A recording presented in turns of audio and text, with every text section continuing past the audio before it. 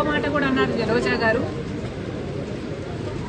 నా మీద విష ప్రచారం చేస్తే బాలకృష్ణ గారి బిల్డింగ్ నుండి నేను దాని కోసం బాధపడ్డాను, నేను దాని మీద పోలీస్ కంప్లైంట్ కూడా ఇచ్చాను అని కూడా మాట్లాడడం జరిగింది రోజా గారు. అవును, నేను బాధపడ్డ మాట నిజమే.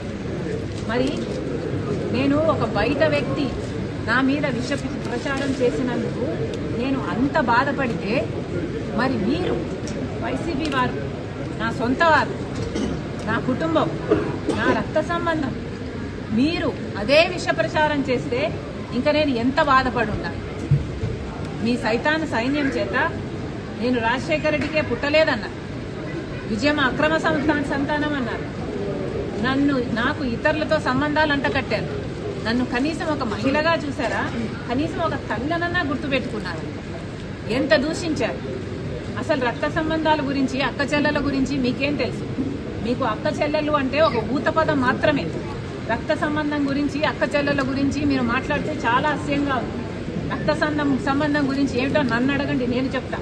రక్త సంబంధం అంటే అన్న కష్టాలలో ఉన్నాడు కాబట్టి మాట అడగంగానే పాదయాత్రకు బయలుదేరడం. నా బిడ్డలను కాదనుకున్నా, నా భర్తను కాదనుకున్నా, ఒక్కటి కూడా ప్రతిఫలం ఆశించకుండా 3000 ఎన్నో కిలోమీటర్లు పాదయాత్ర చేసిన దాన్ని నేను, మండుటి ఎండలో.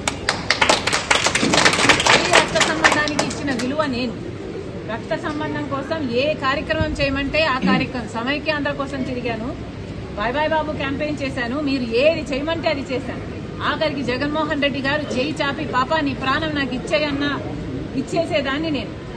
అంతలా ప్రేమించాను నేను జగన్మోహన్ రెడ్డి గారు. అది రక్త సంబంధం. ఈ రక్త సంబంధం